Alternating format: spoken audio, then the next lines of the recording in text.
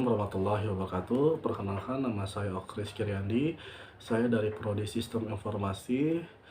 NIM saya 39121500002. Saya akan presentasikan agama Islam. Yang pertama, sebutkan dan artikan rukun iman dan rukun Islam. Rukun iman dapat diartikan dengan kepercayaan atau ketetapan hati atau keyakinan yang dimiliki oleh umat beragama. Yang pertama, iman kepada Allah. Yang kedua, iman kepada malaikatnya Allah. Yang ketiga, iman kepada kitab-kitabnya Allah. Yang keempat, iman kepada rasul-rasulnya Allah. Yang kelima, iman kepada hari akhir. Yang keenam, iman kepada qadar dan qadar. Selain mempercayai dan mendirikan rukun iman, seorang muslim juga wajib mengimani rukun Islam. Rukun iman dan rukun Islam diyakini sebagai landasan seorang pemeluk agama Islam dalam menjalani kehidupannya. Rukun Islam terdiri dari 5 perintah yang diwajibkan oleh Allah SAW kepada para hambanya. Yang pertama, membaca 2 kalimat syahadat. Yang kedua, mendirikan salat. Yang ketiga, berpuasa pada bulan Ramadan. Yang keempat, menunaikan zakat. Yang kelima, pergi haji. Sebutkan nama-nama malaikat yang wajib diketahui beserta tugas-tugas tersebut. Baik, saya akan coba saya rangkum buat tugas-tugas malaikat. Yang pertama, malaikat Jibril bertugas menyampaikan wahyu Allah SAW dan meniupkan roh ke dalam janin. Yang kedua, malaikat Mikail bertugas memberi rezeki kepada makhluk hidup. Yang ketiga, malaikat Israfil ditugaskan untuk meniup trompet sangkala. Malaikat Israel memiliki tugas untuk mencabut nyawa makhluk hidup. Malaikat Rakib mencatat semua amal baik selama hidup. Malaikat Atid mencatat semua amal buruk selama masih hidup. Malaikat Mungkar menanyakan manusia di dalam kubur. Malaikat Nakir menanyakan manusia di dalam kubur tentang kebaikan yang dilakukan semasa hidup. Malaikat Malik bertugas menjaga pintu neraka. Baik, buat soal nomor 3, sebutkan nama-nama nabi dan rasul yang diwajib diketahui diserta kenabiannya dan kerasulannya. Ada 25 nabi dan rasul yang wajib kita ketahui. Saya coba akan rangkum buat 25 nabi dan rasul. Yang pertama, merupakan nabi manusia sekaligus khalifah pertama yang Allah ciptakan di bumi ini. Segumpalan tanah terdapat cahaya dari Nabi Muhammad SAW dalam subliyah. Hal ini sesuai dengan hadis Nabi yang diriwayatkan oleh Imam Ahmad, di mana Rasulullah pernah bersabda, "Wahai Rasulullah, bilakah engkau dicatat sebagai seorang nabi?" Baginda bersabda ketika Adam alaihissalam antara ruh dan jasad. Allah SAW menciptakan Nabi Adam yang dilengkapi dengan rahasia ma'rifah ketuhanan, sehingga Nabi Adam memiliki pengetahuan yang tak dimiliki oleh makhluk lainnya. Nabi Idris memiliki garis keturunan keenam dan Nabi Adam secara langsung. Nabi Nuh, jika membahas tentang Nabi Nuh, maka akan ingat dengan kisah yang paling terkenal Nabi Nuh, ialah tentang membinasakan sebagai manusia yang tak beriman kepada Allah SAW. Nabi Hud merupakan utusan Allah untuk kaum Ad yang yakin sebuah wilayah yang terletak tepat di antara Oman serta Yaman. Nabi Ibrahim atau bapak para nabi ini lahir di daerah Ur, yakni daerah yang berada di bagian Irak ketika zaman Raja Namrud. Nabi Lut adalah keponakan Nabi Ibrahim yang diutus oleh Allah pada kaum Sodom dan Gomorrah yang mempunyai perilaku seks, serta hal yang menyimpang lainnya. Nabi Ismail. Nabi Ismail ialah putra dari Nabi Ibrahim dan istri yang bernama Siti Hajar. Nabi Yakub ialah putra dari Nabi Ishak, sehingga ia adalah cucu dari Nabi Ibrahim, di mana beliau diutus oleh Allah SAW pada kaum Kanan juga, namun dia tinggal di Serasayam. Nabi Yakub sendiri mempunyai 12 putra, yang di salahnya adalah Nabi Yusuf yang terkenal dengan ketampanannya.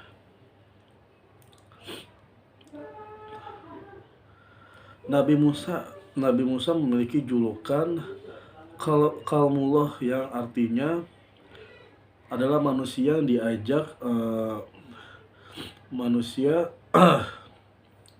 diajak Allah untuk bicara. Selain itu, Nabi Musa juga merupakan saudara Nabi Harun yang dilahirkan di Mesir ketika masa pemerintahan Raja Firaun. Salah satunya kisah yang paling terkenal adalah ketika tongkat Nabi Musa mampu membelah lautan yang dikejar oleh Firaun.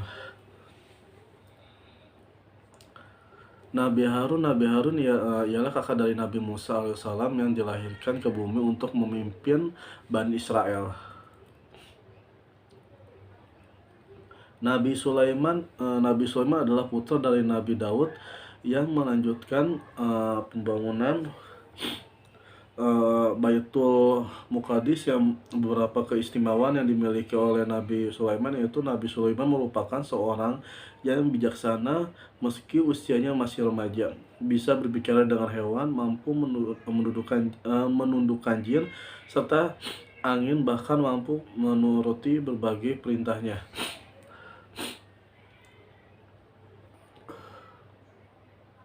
Nabi Yunus, ingatkah kisah Nabi Yunus yang masuk perut ikan hiu? Ya, kisah dari Nabi Yunus yang paling terkenal adalah ketika beliau masuk ke perut ikan paus selama 40 hari.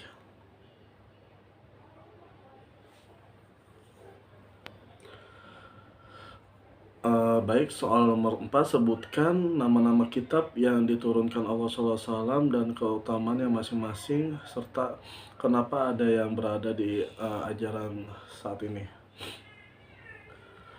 Kitab yang pertama, Kitab Jabur. Kitab Jabur diwahyukan kepada Nabi Daud alaihissalam untuk para umatnya, yaitu bangsa Bani Israel, mengutip buku pendidikan agama Islam dan budi pekerti yang diberikan Kementerian Pendidikan dan Kebudayaan Republik Indonesia pada tahun 2014. Jabur diturunkan pada abad 10 terhadap doa, zikir, nasihat, dan hikmah, namun tidak ada ajaran hukum syarat. Antara untuk tersebut masih mengikuti ajaran yang diperintahkan oleh Nabi Musa.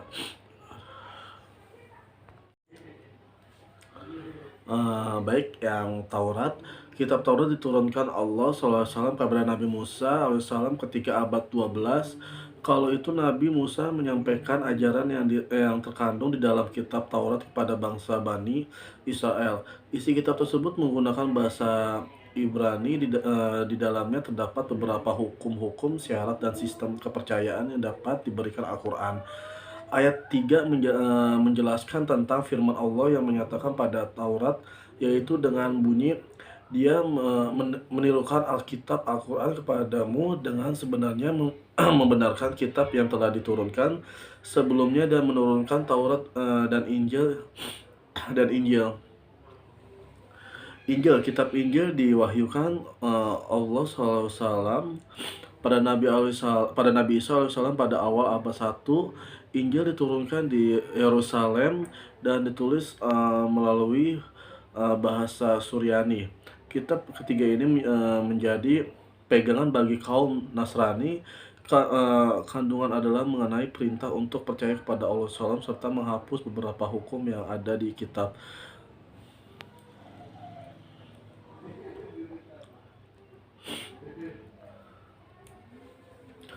Al-Quran. Dan yang terakhir, Dari daftar kitab Allah SAW pada Al-Quran, kitab tersebut diwahyukan kepada Nabi Muhammad SAW pada abad ke-7 atau tahun 611 sampai 632. Nabi Muhammad SAW merupakan nabi sekaligus rasul yang terakhir, maka tidak ada lagi nabi rasul yang menghapuskan beberapa ajaran kitab Taurat, Zabur, dan Injil lantaran tidak sesuai dengan zaman. Dengan kata lain, Al-Quran juga bisa disebut sebagai penyempurna dan pembenar bagi kitab-kitab Allah yang sudah ada sebelumnya. Melalui surah Al-Baqarah ayat 185 yang berbunyi, di bulan Ramadan di dalam diturunkan permulaan Al-Quran sebagai petunjuk bagi manusia dan penjelasan-penjelasan mengenai petunjuk itu di pembeda antara yang hak dan yang batil. Selain itu, dalam surat Ali Imran ayat 3 juga menyebutkan bahwa Dia menurunkan Alkitab kepadamu dengan sebenarnya, membenarkan kitab yang telah diturunkan sebelum dan menurunkan Taurat dan Injil. Baik, soal buat nomor 5, sebutkan nama-nama Allah SAW dalam Asmaul Husna dan artikan.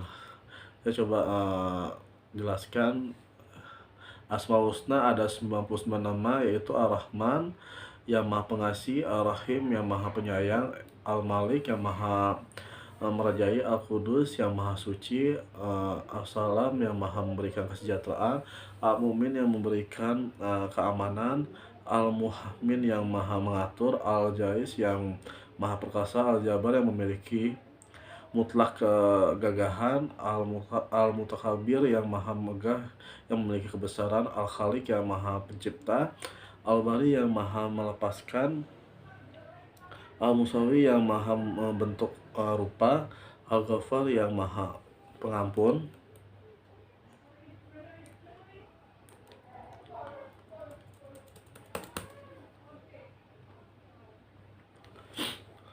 Al-Alim yang Maha mengetahui, Al-Qabidah yang Maha menyampaikan, Al-Rafi yang Maha menginginkan, Al-Sami yang Maha mendengar, Al-Hakam yang Maha menetapkan, Al-Adil yang Maha adil, Al-Rafi yang Maha lembut, Al-Khabir yang Maha mengenal, Al-Halim Maha penyantun, Al-Azim yang Maha agung, Al-Ghafur yang Maha memberikan pengampunan, Al-Syakur yang Maha pembalas budi, Al-Ali yang Maha tinggi, Al-Khabir yang Maha besar,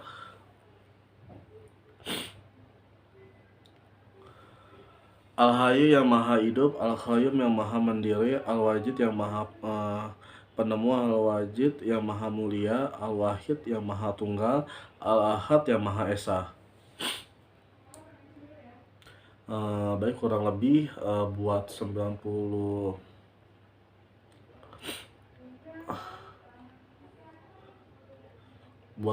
nama Asmaul Husna. Saya sudah sebutkan beberapa nama Al-Husna. Nanti buat lebih jelasnya nanti saya kirim file-filenya atau bisa cek di YouTube.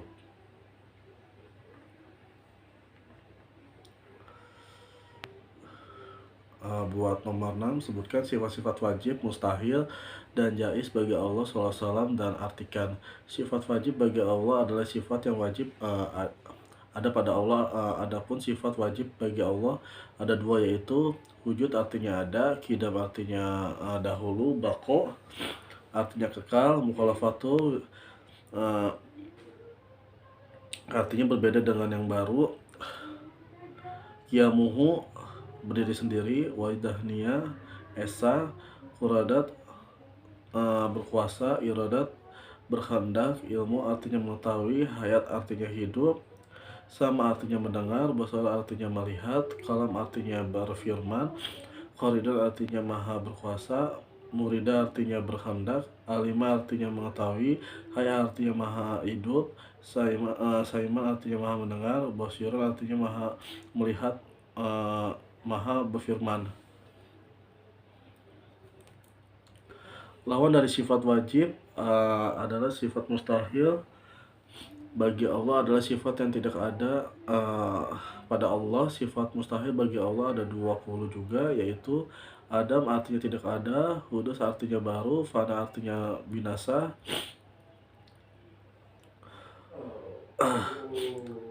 Ta'abud artinya berbilang, Azrun artinya lemah, Kara'a artinya terpaksa, Jalun artinya bodoh, Mautun artinya mati, Sahmamun artinya tuli, Ama artinya buta, Bahamu artinya bisu, Aji artinya zat yang lemah, Karya artinya zat yang terpaksa, Ama artinya zat yang buta, Al-Bakma artinya zat yang bisu. Sifat jais bagi Allah adalah sifat yang mungkin boleh dimiliki dan boleh tidak dimiliki oleh Allah SAW. Sifat jais Allah hanya ada satu, yaitu fil kulli. Mungkin itu tarhu artinya Allah itu berwenang untuk menciptakan dan berbuat sesuatu atau tidak sesuai dengan kehendaknya. Nomor 7, sebutkan sifat wajib, mustahil, dan jais bagi Rasulullah dan artikan. Sifat wajib bagi Rasulullah ada 4, yaitu sidik artinya berkata benar, amanah artinya dapat dipercaya, tablik artinya menyampaikan, fatana artinya cerdas. Sifat mustahil, adapun sifat mustahil bagi Rasulullah ada 4, yaitu kadzib artinya dusta. Seorang Rasul tidak mungkin berkata dusta dalam kehidupan sehari-harinya, baik di lingkungan keluarga, masyarakat, apalagi di depan umatnya.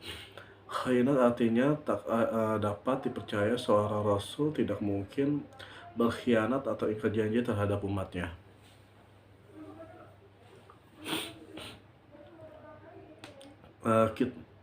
Kitman artinya menyembunyikan. Seorang Rasul tidak mungkin menyembunyikan walaupun sedikit dari wahyu yang telah diterimanya.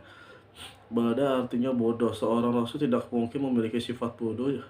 Jika seorang Rasul bersifat bodoh, pasti akan diatur dan diperintahkan oleh umatnya.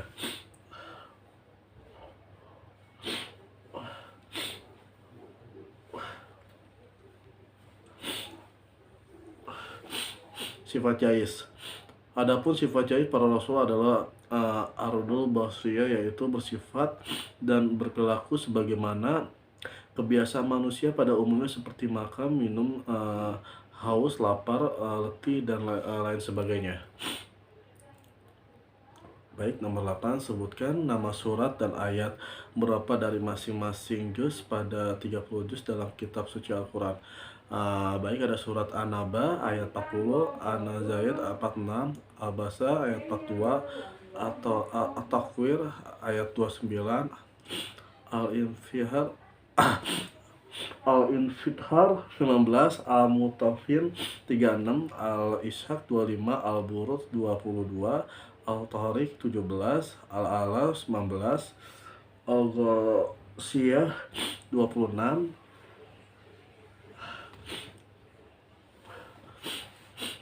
Al-Fajr 30, Al-Balad 20, Asy-Syamsiyah 15, Al-Lail 21, Al-Duha 11, Al-Insyirah 8, At-Tin 8, Al-Alaq 19, Al-Qadar 5, Al-Bayyinah 8, Al-Hidayah 11, Al-Qariyah 11, Al-Asr 3, Al-Fi 5, Quraisy 4, Al-Maun 7, Al-Kausar 3, Al-Kafirun 6, An-Nasr 3, Al-Lahab 5, Al-Ikhlas 4, Al-Falaq 5, An-Nas ayat 5. Ayat 6. Saya coba akan membaca Arabnya surat An-Nas. A'udzubillahi minasyaitonirrajim. Bismillahirrahmanirrahim. Qul a'udzu birabbin nas, malikin nas, ilahin nas, min syarri waswasil khannas, allazi yuwaswisu fi sudurin nas minal jinnati wan nas.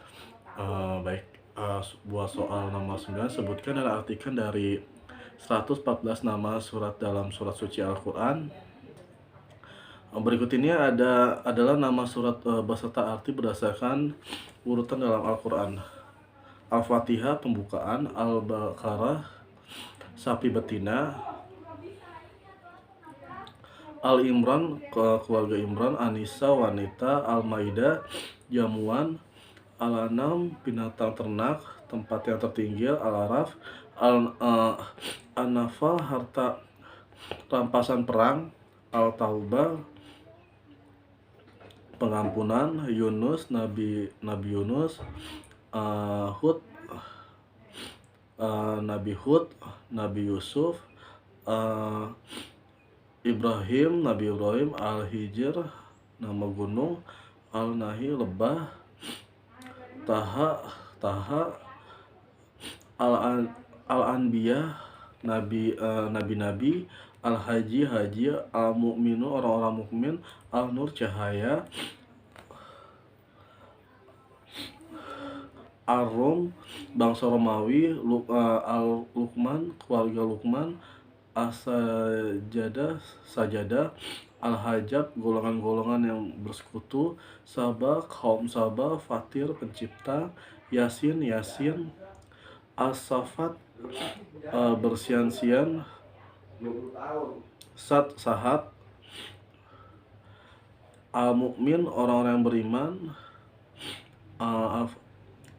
Asyura musyawarah, Az-Zukhruf perhiasan, Al-Duha kabut, Al-Qamar bulan, Ar-Rahman yang maha pemurah, Al-Waqiah hari kiamat, Al-Hadid besi,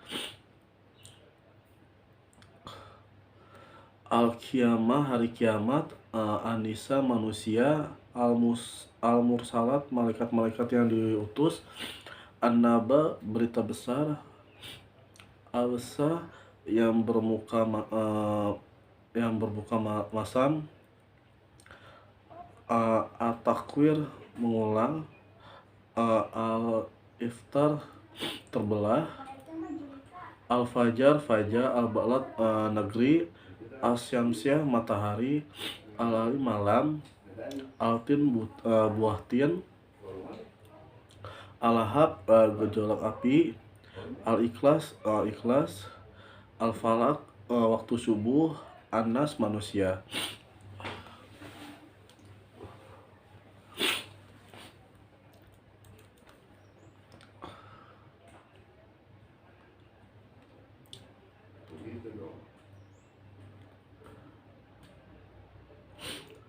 Saya coba akan membacakan surat Al-Fatihah buat pembukaan. A'udzubillahi minasyaitonirrajim. Bismillahirrahmanirrahim. Alhamdulillahirabbil alamin arrahmanirrahim maliki yaumiddin. Iyyaka na'budu wa iyyaka nasta'in. Ihdinas siratal mustaqim. Siratal ladzina an'amta 'alaihim ghairil maghdubi 'alaihim waladdallin. Amin. Ini buat pembukaan Al-Quran terdiri dari 144 ayat. Buat pembukaan yang pertama yaitu Al-Fatihah, dan akan diteruskan dengan surat-surat yang lain.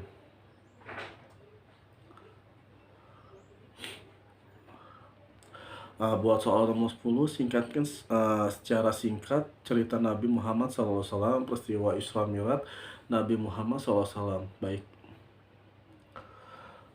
Peristiwa Isra Mi'raj terjadi setelah dua orang yang paling Rasulullah cintai meninggal dunia. Kedua orang tersebut adalah paman Rasulullah yang bernama Abu Talib dan istri Rasulullah yang bernama Siti Khadijah.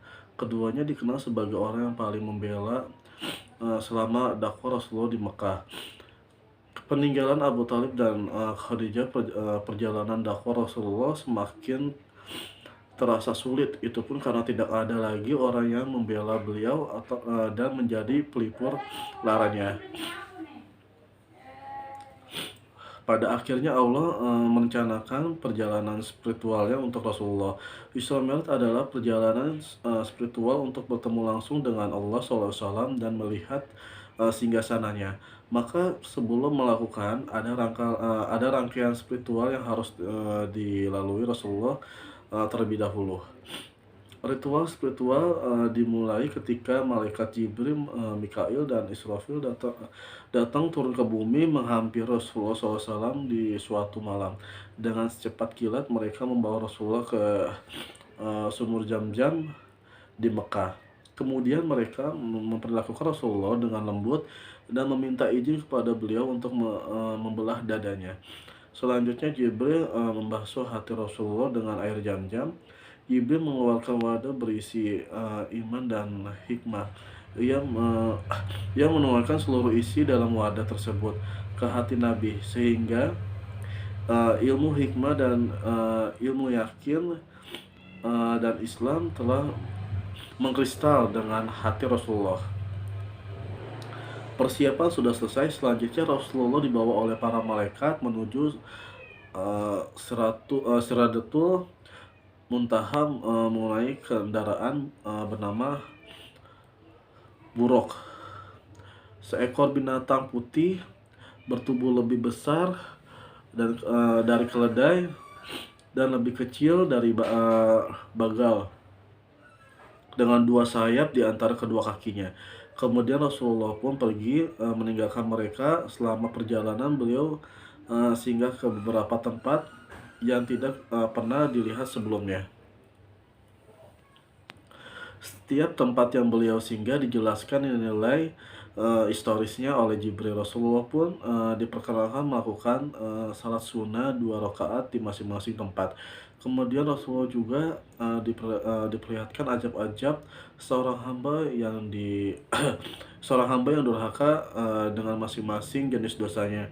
Tempat dan peristiwa yang disaksikan Rasulullah itu menjadi perjalanan ibrah yang berharga untuk beliau.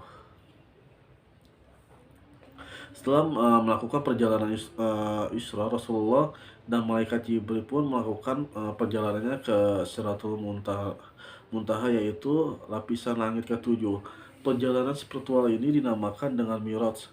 Jibril melakukan Rasulullah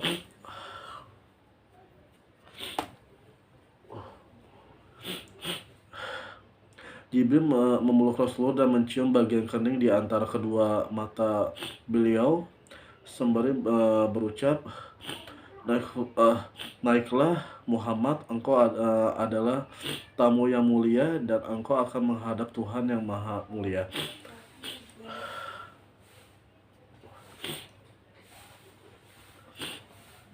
Tanpa jeda, yang lama Rasulullah dan Ibrahim melangkahkan kaki menaiki Miqrat.